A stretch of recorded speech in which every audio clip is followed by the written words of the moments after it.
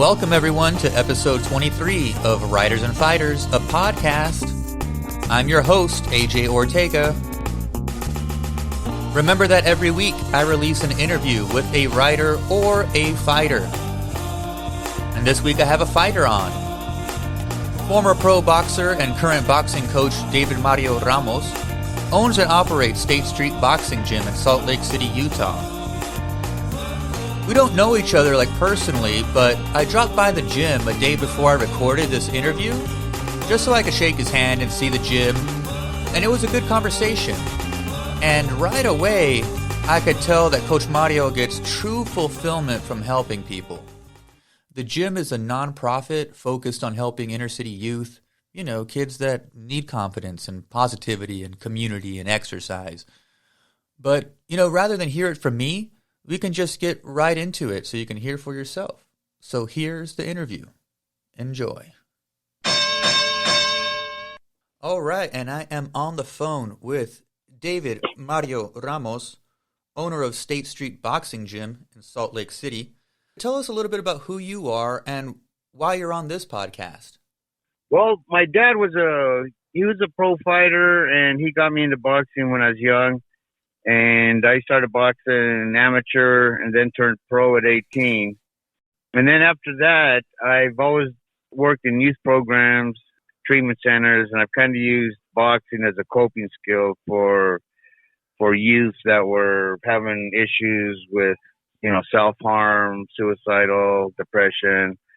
And after about 14 years ago, I decided I think I'll open my own gym to, help the community more. So that's where I am right now. We've had State Street Boxing Gym for about 14 years.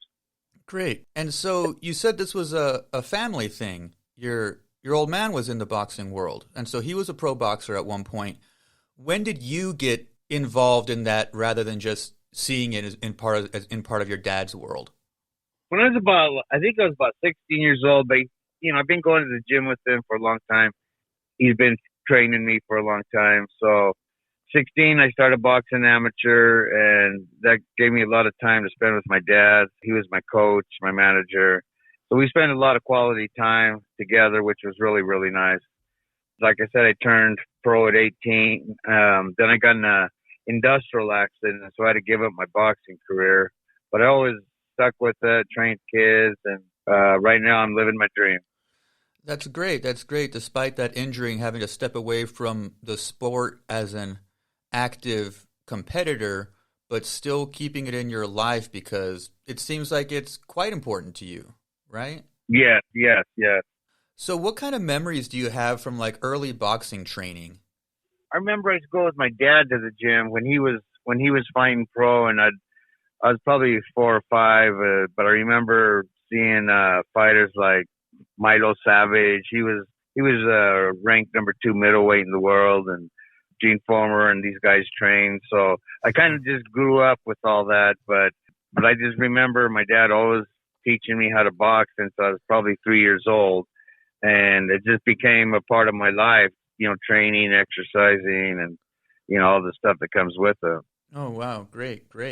So tell me about transitioning from, again, being trained by your dad and things like this, to competing in boxing. And at what level were you doing that from the start, before that pro debut? I started boxing amateur, like I said, when I was 16. I really enjoyed it. Like I said, my dad was training me just at the house. And then when I started going to the boxing gym, it became more of a realistic for me. It became more real. So I started fighting amateur. And like I said, when I turned 18, I went pro. But the boxing gyms, the atmosphere is, being in there kind of makes it a little bit better than if you train at home. So, eventually I just started going to all these boxing gyms, that's how it happened. Great. What do you think maybe the big distinction is between, the training atmosphere and even sparring kind of atmosphere, and then fighting for an actual W or an L? Yeah, when you get into the gym, it's kind of intimidating, but, once you start getting comfortable with sparring and, interacting with other boxers, you kind of live the that boxer lifestyle, and it becomes, part of your life. Kind of second nature or something. Yeah. But, and then, stepping into a ring in a real fight is pretty different than sparring, because, when you get out there, your adrenaline's running, your heart's pumping, and all of a sudden you just in a fight, and you really need to stay calm, relax, and just think. A lot of guys will go in and just start. The first instinct is to just to start fighting, throwing, swinging, wild punches, and Right. a boxer has to concentrate and really focus on what he's learned, stay calm, don't get angry. Oh yeah, yeah. I think staying calm and not getting angry and always watching your breath. That's the big thing in boxing training. One of the things I took away anyway. Um, that idea of the adrenaline and fighting emotionally is not a smart move. Again, you want to fight with your brain and fight intelligently rather than Right. emotionally. Exactly. That's when you get in trouble, when you get emotional. Yeah. Tell me about that pro fight career. I know it was a bit short, but tell me about your experience at the pro level. It was, I really loved it. I had probably about 12 fights. I lost, I think it was about three, but I fought in Vegas, one time in California. But it's a whole different world. Especially at 18, they flying me in to other cities to fight. It was, to myself, I thought I was a celebrity, but I was just another guy. But I, walked through the airport carrying my robe and, play the whole Sure. bit. It was a lot of fun. But one thing about boxing, it's a very lonely sport. When all your friends are out there, hey, let's go to a party, let's go do this. I got a fight coming up. I got to train. I got Got to to get up train, got to eat early. right. Yeah. Yeah, right. So, and you're all by yourself when you're training on doing your road work, going into the gym. And it's a really interesting life of a boxer, just how much discipline, how much they have to give up to become top level boxer. They really have to train hard and watch their diet. So, like I said, boxing's a lonely sport, but it's a great experience. Yeah, I think it becomes like a lifestyle rather than a Exactly. hobby or a job even, that it becomes a lifestyle day in and day out. Right. So when did the boxing gym come to be and why? What was the inception of that? I was working at a private, it was a boarding school, and I was training kids up there to box. And then finally, I decided I think I'll open up a gym, because I just saw the wonders how it changed youth to become more positive, help their self-esteem. So I opened one in Salt Lake probably in 2008, and it was just a little room. We had one bag, one kid. We didn't have any windows in there. Then we moved into one that had windows and an entrance about 3 years later.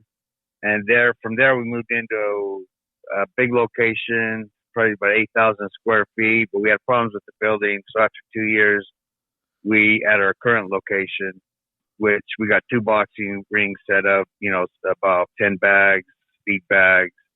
So that's where my passion was, really just opening the gym, used as a platform to help these inner city youth and youth at risk to come in and, discover themselves, and then kind of head them in the right direction, whether it be boxing, music, art, dance. And that's where I think the boxing has really helped, is just helping these kids, to get in there, build their self-esteem, and then, kind of guide them through life. Yeah, that's great. I think, and I like that you said that if they want to keep on the boxing path, cool. If it's music or art, we're going to support that. And that if you can be dedicated to boxing, you can be dedicated to anything, Right. and so I Yeah. think that's a good skill. I think that's a good skill to give these kids. Eh, Yeah. I've had boxers that are pilots now, coaches in college. They always, come by the gym and say, thank you for this opportunity. Let me box here. And now I'm doing great. And that's my payday, is when these youth come back as adults and they tell me, thank you. Thank you. I learned so much boxing to help with my career as far as work wise, college. That's my payday right there. And, it's nice to see them succeed in life. Oh yeah, I'm a teacher, a professor, right? And I've been doing it long enough now that my first students are all grown now and doing real things, and I hear from them sometimes, and it's a real fascinating thing, and so I can't imagine how fulfilling it is, to get those folks walking into the doors of a State Street Boxing and saying hi to Yeah, you and catching up and letting yeah, you and know that you did good. right. I got youth now that their parents will send me the report cards and saying how much boxing has changed their academics, their self confidence, and just last week I got 3 report cards, by text, had showing me how well they're doing now. And that's, like I said, that really pays off for me, seeing that they're doing good. That's great. You're alluding to my next question a couple times here. That my question is, what do you think people get wrong about boxing as a sport? You and I get it. I'm a fight fan. I've done a little bit of boxing training. You've been in the game for a long time. We get it. What do you think the people that are like outside the world of boxing, what do you think they get wrong about that as a sport? I think their first impression is, why would you want to teach a youth how to fight? And if they have anger problems, if the juvenile delinquents, if they're in gangs, why do you want to teach them to box? And it's not about fighting. It's about boxing, discovering yourself to test your limits, just stepping in the ring. Like fear is probably the oldest emotion, that's ever been. And to actually get into a boxing match, I mean, you're facing your fears, everything you train for is coming down to, 3 rounds. And it's just a great experience, whether you win or lose. It's just knowing the fact that you got in there and you did what you set out to do. I think that idea of like confidence and kind of standing on your own too, and again, that win or lose, that it was all you. You said it was a very lonely sport earlier. I can't agree more. I think that's one thing I like about boxing versus team sports. Sometimes you don't got much of a team, and it's just you in there versus whatever in life, And Yes. and so I see that as a really interesting metaphor. Always have in the kind of solitude of the boxing ring, Yeah, a lot of people think, I worked in a lot of treatment centers, and I used to have on an emergency basis, a therapist will call me saying so-and-so he's having a breakdown, he's, violent, he's self-harming. Could we bring him down to the gym for an hour? They'd bring him down there within a half hour. I'd work with them. They'd walk out a completely different person.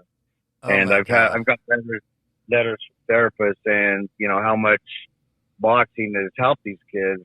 So it's not about violence going in there. It's a whole different aspect on, discovering yourself and to push your limits and to see how far you can go. Just, like you said, without being on a team, it all lies within you and your heart. That's a really just that little anecdote you told us about, the fact that somebody can be, in the throes of the trauma and the anger and the sadness and all these kinds of things and being explosive and hey, we needed help and, just take him to the gym rather than, I don't know, call the cops or tie him down or something, all that stuff that can happen. I'm like, well, or maybe put him in front of the heavy bag because there's energy inside and it needs to come out some way. Let's put him in front of the heavy bag. That's a huge, life-changing, crazy intervention. And I love that. That's such a cool story. Yeah, some of the big inner cities, Chicago, Detroit, New York, a lot of these boxing programs have helped a lot of these kids get off the streets, get out of gangs, and they had them in the right path, doing competition. If you look at all the world champions, a lot of them came, from the inner city. Yeah, youth programs and stuff. Yeah. Right. And a lot of them, because of language barriers or family situations, they can't join sports at school because they have to have good grades. They have to have the money for basketball, lacrosse, football. Boxing, all you need is a pair of gloves. And I think that's why it attracts a lot of inner city youth at risk, because they can prove their athletic ability with boxing where they could have proved it in high school with football. But, like I said, of family situations, low income, inner city problems, you can't really join a high school sport. So a lot of inner city youth become champions, just believing in themselves and just, starting from the bottom. Yeah, I think that's very true in boxing, very true in combat sports in large. I think that those folks that overcome adversity, again, at young ages oftentimes, are often the most resilient ones in the ring and become really good technicians of the game. That's why largely, Mexico has produced the most boxing world champions compared to any other country by far. And they've all come from one region. They all train and come from Tepito, which is the most violent part of Mexico City. And that's not a coincidence. There's a reason a couple hundred world champions have come out of this area. And so, I think the big trick there is to harness that. How do we get a lasso over this energy and channel it into something positive like boxing, which you also get physical benefits from and all sorts of stuff too. Yeah, that is true. Mexico has produced more champions than any other country, and you kind of wonder why. I mean, why is that happening? Why are these kids from these poor countries, inner cities, becoming world champions? So, I think boxing it's a great sport. Doesn't matter if you're 98 pounds up to 300 pounds, you can still compete. In football, you got to be so big, track and all that, so fast. So boxing really helps a lot of people to do something with their life. No, it's great that it gives people some sort of path or some sort of focus. I love that. And so we're talking a lot about your drive to help the youth, to help your community, where you live, where you work. What else does State Street Boxing do for the community in Salt Lake City? We do like clothing drives, shoe drives. We're right in the city, and there's a lot of youth around here that's low-income housing that don't have, the fine things in life that other people will have. We work with probably about 30, 40 kids right here in the city. They come in after school, we feed them, then we have them work out, and that really helps them. They come back the next day and they start making friends. And, once we get them in the gym, we kind of evaluate them, find their strong points, their weak points, and just try and build on that to help them become, greater person. A lot of them, like I said, can't play high school or junior high sports because of, language barriers, family situation, housing. Yeah. So this fits hand in hand with a lot of the youth that, come into my gym.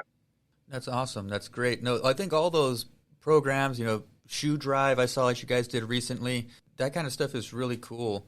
And I think those kinds of programs and organizations like your own are picking up some of the slack that maybe our local, state, and federal government should be kind of, looking after our kids, but they ain't. So people like you gotta. And we're fortunate to have you in our community, and I think that's awesome, that helping these marginalized groups and doing it through something as cool as boxing, I'm 100% on board with. Yeah, I mean, right now there's a lot of homeless, drug problems, gangs. Sure. And these are, and they're, a lot of them are 18, 19, 20, all the way up. But I try and do prevention with these young kids to catch them before they go into drugs, gangs. Just becoming institutionalized. Trying to educate them to have them avoid that. And, you can't prevent gangs and homelessness, drug addiction. It's hard to prevent it as they're adults, but if you catch them when they're little and, believe in them, build their self-esteem that they could become anything they want, I think that's key to the future. And a lot of these kids are going to be our future leaders. They could be doctors, mayors, governors. Yeah, I think it's with those specific issues, it's a race against time, and the younger they are, the more time you got to help them. Right. That's great. And so we've been talking about boxing and stuff like that, and your connection to the gym and the community and the kids. But what about like boxing on the big scale? Like, do you have any favorite boxers from over the years or currently, or favorite fights that you like? I have my handful of fights that I can just turn on that I've seen a dozen times, and rewatch them. Right. Do you got any favorites and stuff like that? I like Roberto Duran. Manos de He piedra. he was a tough fighter. You know, he came from the streets, and he was all around a nice guy, but he was mean. You know, and it was just nice to see a boxer like that to come in and back up his talk and do as great as he did. So he's one of my favorites. Is Roberto Duran. Yeah, great Panamanian fighter. Great Panamanian Yeah. fighter. Yeah, one time I was at a bar and boxing conversation came up, and I was on again. Of course, I was talking about how great Mexican boxers are, and one guy was like, "Oh yeah, great Mexican boxers like Roberto Duran," and I was like, "He's from Panama," and I had to start yelling at him and correct him and stuff. I was like, "Yeah, he has a Spanish surname, but there's other countries that produce boxers too." Right. Right, and Pacquiao's another one. He's a two champion. I think probably one of the greatest fighters. He's been knocked out cold, and he came back and won more of his fights, more belts, more world titles. But he's a good fighter. He's a great man. He's got a great heart. No, he's really really exciting to watch. Again, I've watched every one of his fights in the past maybe 10 years, maybe and really talented and. Yeah, exciting fighter to watch. I like him.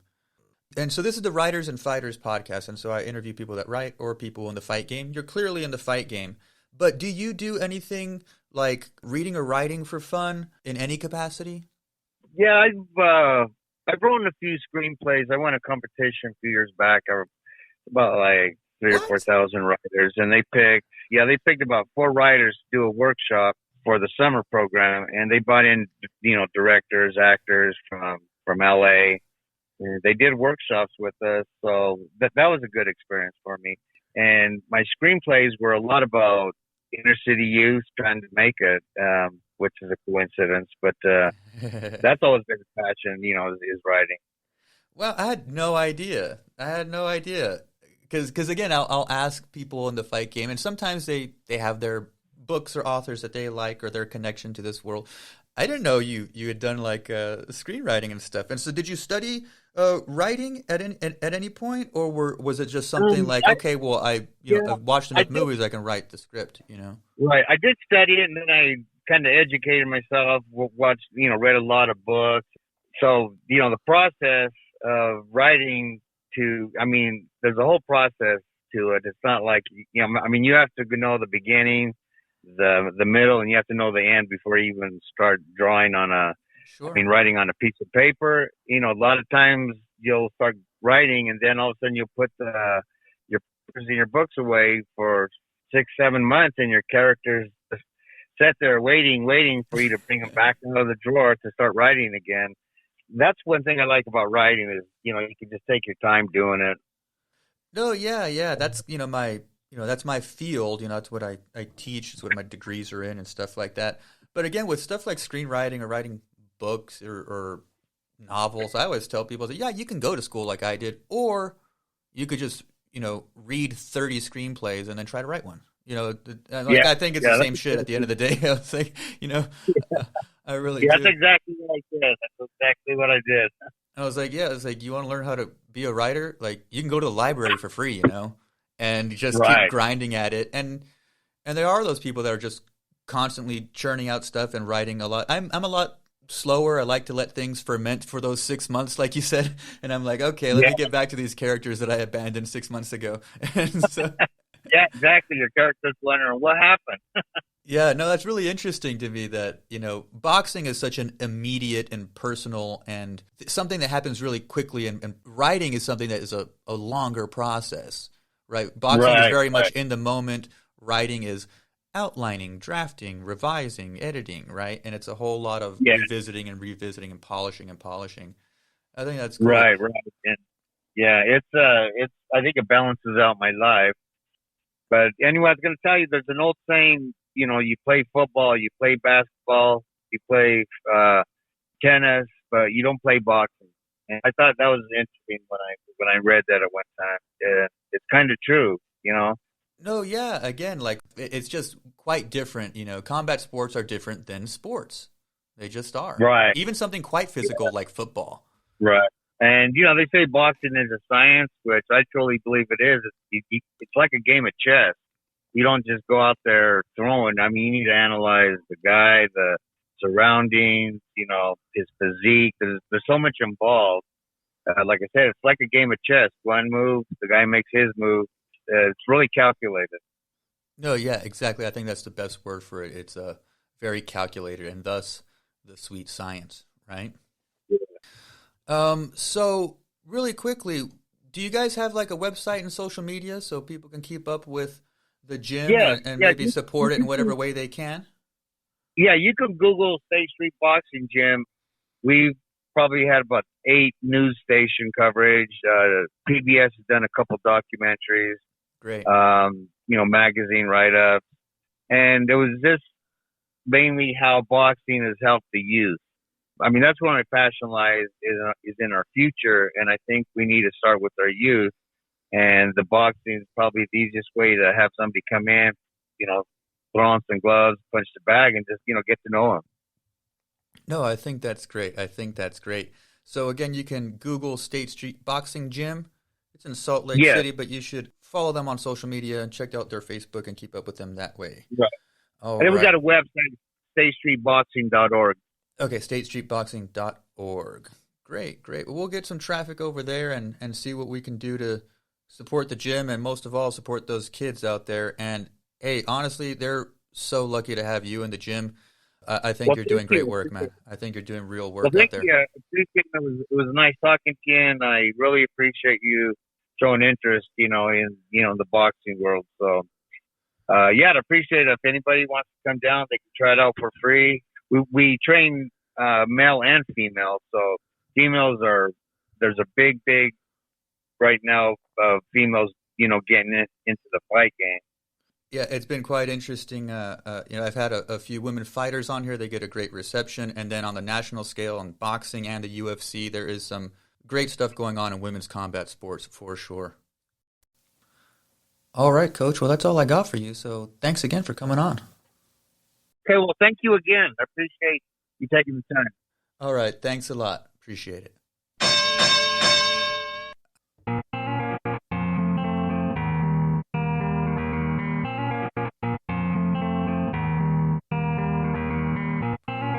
All right, y'all. Thanks for listening to that interview with Coach Mario. David Mario Ramos owns and operates State Street Boxing Gym in Salt Lake City, Utah.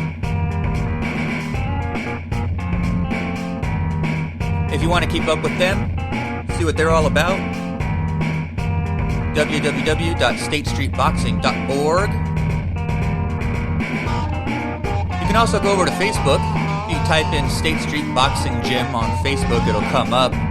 It's facebook.com/State Street Boxing.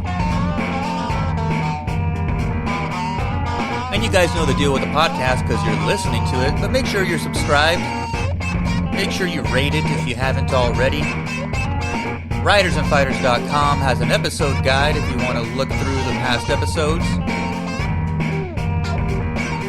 We're all over social media, Instagram, Facebook, and the Twitter. Appreciate everybody listening. Getting more and more listeners every week. Keep on listening and I'll keep on doing the interviews. All right, y'all. Be good. Be safe. Take care of each other. We'll see you next week.